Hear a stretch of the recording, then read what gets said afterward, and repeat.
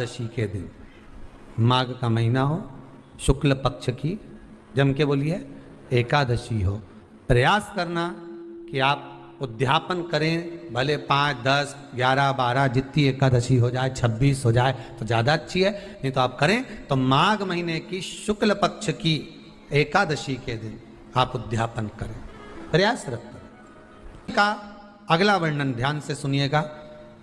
मान लो आपने एकादशी का उद्यापन में बाद में करूं नहीं करूं, श्वास का कोई भरोसा है? बोलो तो, है क्या कोई भरोसा? नहीं।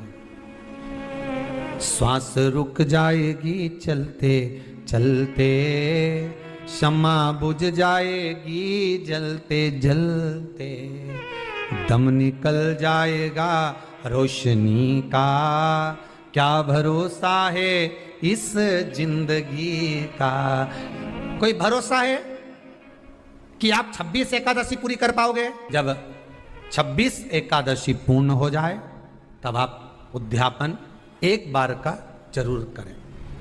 किसी के मृत्यु के बाद आपने जो एकादशी दी है, जैसे कोई परदादा गए, दादा गए, कोई बुजुर्ग गया, पंडित जी ने कहा एकादशी का दान दो, आपने दे दी 5 एकादशी, 4 एकादशी, 3 एकादशी, 2 एकादशी, आपने जो एकादशी दी है, मना नहीं, दो और देना चाहिए। दान धर्म पुण्य तो करते रहना चाहिए, जब मन मिले तब कर दो, मौका मिले तब करो। तो एकादशी जो आपने दी है, और आपने किसी जीव को एकादशी दी है जो चला गया है, उस जीव को जब एकादशी दे देते हो, उसकी 11 एकादशी, 5 एकादशी, 3 एकादशी जितनी आपने दी है उतनी पूरी हो जाती है।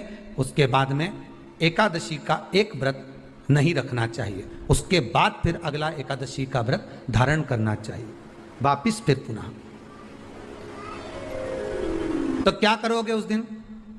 जिस दिन आपने एकादशी जीव को दे दी, 5 एकादशी दी, तो छठी एकादशी पे क्या करोगे उसको? ये नहीं कि आपको अन्न खाना है, आपको व्रत नहीं रखना, पर आपको अन्न का सेवन नहीं करना। उस दिन दूध की सामग्री, कोई फ्रूट्स, कोई फल आपको उस दिन ग्रहण कर लेना, पर आपको ये नहीं करना है कि हमने तो एकादशी करी ही नहीं है आज, तो हम अन्न खा लेंगे। नहीं। कथा में वर्णन आया था, कल कथा में कहा था, मुर को जब मारने का समय आया, पाप सामने आ गया, भगवान ने उस पाप को किसमें ले जाकर छोड़ा? पाप पुरुष को अन्न के भीतर। पाप पुरुष कहाँ गया? अन्न के भीतर। एकादशी के दिन एक दिन पाप पुरुष अन्न के भीतर रहता। एकादशी का अगला वर्णन ध्यान से सुनिएगा।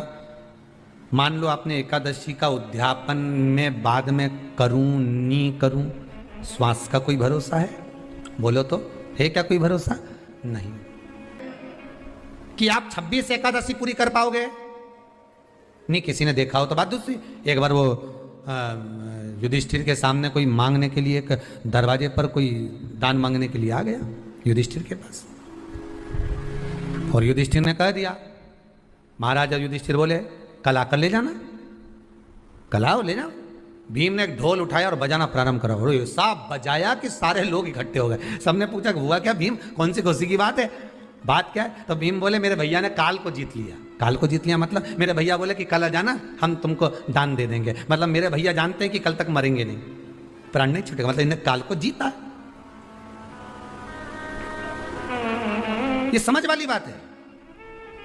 आप हो, हम हो, कोई भी संसार का मनुष्य काल को नहीं जीता। जन्म मरण परण 3 भगवान के हाथ में है। जन्म मरण परण 3 शिव के हाथ है, मेरे भगवान के हाथ में।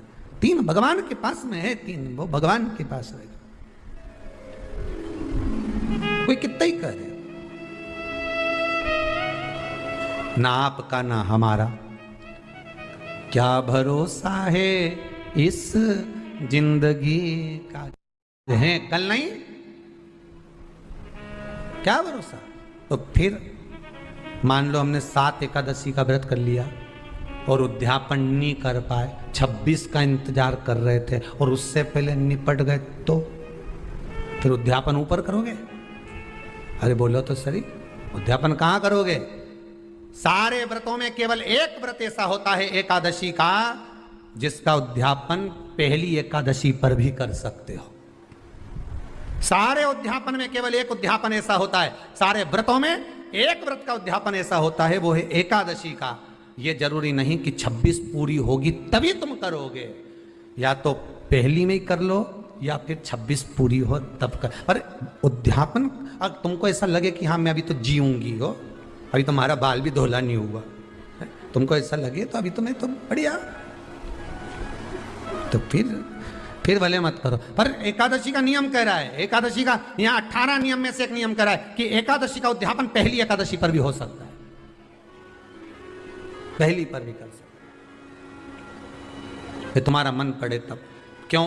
तो पहली पर करने से क्या फल मिलेगा? तो एकादशी की नियमावली कहती है अगर मान लो आपने पहली एकादशी पर भी उद्यापन कर लिया, इसके बाद में जितनी एकादशी करोगे वो सारी तुम्हारे खाते में जुड़ती जाएगी। मतलब बैंक में खाता खोल लो, ठीक है, खाता खोल लिया, अब जितना कमाता जाओगा उसमें डालते जाओ, जितनी कमाई करके लाओगे उसमें जमा करते जाओ। एकादशी एक बार उद्यापन पहले में भी हो गया तो बाकी का पुण्य तुम्हारे खाते में आ जाएगा, उसका पुण्य। एकादशी का उद्यापन बड़े महीने में माघ शुक्ल एकादशी के दिन, माघ का महीना हो, शुक्ल पक्ष की जम के बोलिए एकादशी हो, प्रयास करना कि आप उद्यापन करें, भले 5, 10, 11, 12 जितनी एकादशी हो जाए, 26 हो जाए तो ज़्यादा अच्छी है, नहीं तो आप करें तो माघ महीने की शुक्ल पक्ष की एकादशी के दिन आप उद्यापन करें, प्रयासरत करें, प्रयास है। बड़े महीने के अंतर्गत जो उद्यापन, हाँ चतुर्मास के अंतर्गत उद्यापन नहीं होता एकादशी का, बहुत ध्यान दीजिए तुम्हारा। ये जो सावन भादो कुंवर कार्तिक जो 4 महीना होते हैं भगवान के शयन करने के, इसके अंतर्गत एकादशी का उद्यापन नहीं होता, और इसके अंतर्गत उद्यापन करना भी नहीं चाहिए एकादशी हमारा। एकादशी का उद्यापन माघ महीने की शुक्ल पक्ष की एकादशी के दिन आप बहुत प्रेम से आनंद के साथ करिए महाराज। परंतु एकादशी के उद्यापन में सबसे ज्यादा अगर कुछ जरूरी होता है तो 24 तरह का नैवेद्य जरूरी होता है। कितने तरह का? 24 तरह का नैवेद्य। अब आप कहोगे गुरुजी उद्यापन हम कर रहे हैं एकादशी का, तो उसमें तो फलहार का हमें नैवेद्य बनाना चाहिए, तो फिर ये पुराण के अंतर्गत स्कंद पुराण में ये चीज लिखी है कि एकादशी का जब उद्यापन करते हैं तो 24 तरह का नैवेद्य बनाकर सिद्ध करते हैं। 24 तरह का नैवेद्य जान रख लेना, का हलवा बना लो, खीर बना लो, पूड़ी बना लो, सब्जी बना लो, पकौड़ा बना लो, भजिया बना लो, ऐसे भगवान का पूजन का पूरी तैयारी कर कर मंडल आदि बनवाकर विद्वान ब्राह्मण को बुलाकर, कर्मकांडी ब्राह्मण को बुलाकर जो भगवत सेवा में एकादशी का उद्यापन कराए, उन ब्राह्मण के चरणों को नमन कर कर प्रणाम कर कर एकादशी का पूजन करवाइए, और उस मंडल की पूजन कराकर हवन द्वादशी को कराइए, एकादशी को हवन नहीं। एकादशी के उद्यापन का जो हवन होता है वो द्वादशी को।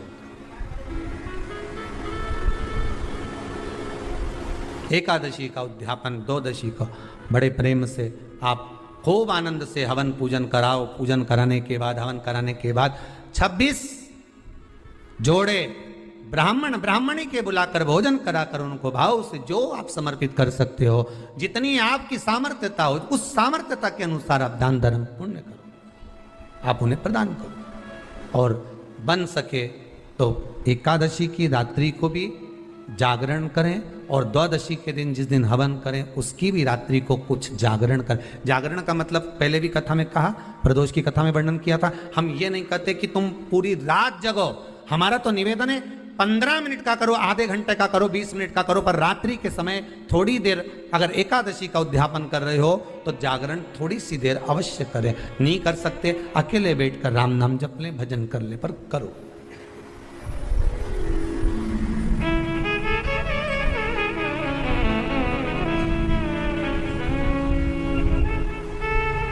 भगवान का भजन करो, किसी भी रूप में करो। 26 ब्राह्मणी को जोड़े से भोजन कराकर कुछ भेंट देकर विदा करें। ऐसे एकादशी के उद्यापन का वर्णन किया गया। एकादशी का उद्यापन सुख प्रदान करने वाला, आनंद देने वाला।